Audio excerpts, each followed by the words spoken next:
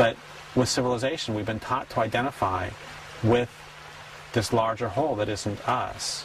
I mean, a great example, the other day I was talking to a friend who said, wow, we lost a lot of refineries in Katrina, didn't we?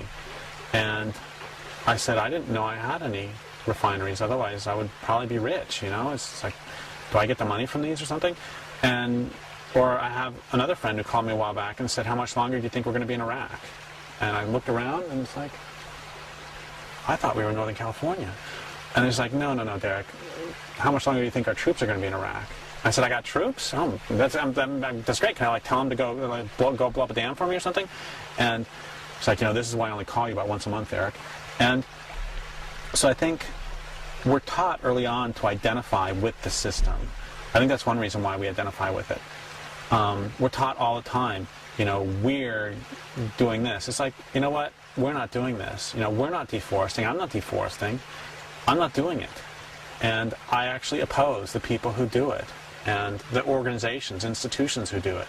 The organizations, institutions which do it. There you go. There's a problem.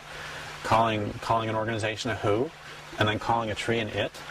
And that's another problem. That's one part of the problem. Another part of the problem is that we will, if your experience, not your philosophy, not your thinking, not your heart, not anything else, if your experience is that your food comes from the grocery store and that your water comes from a tap, you will defend to the death the system that brings those to you because your life depends on it. If, on the other hand, your experience is that your water comes from a stream, imagine that, people used to actually drink from streams. I mean, how quaint is that? And if your experience is that your water comes from a stream and that your food comes from a land base, you will defend to the death that stream and that land base because your life depends on it.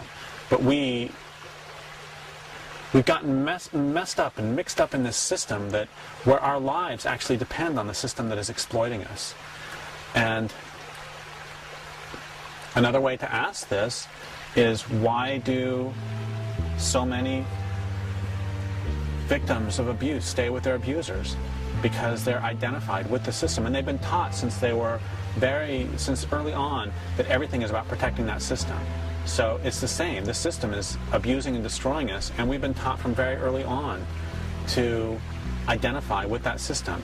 Because if we identify with the system, then we're fighting us and it, as opposed to simply fighting it.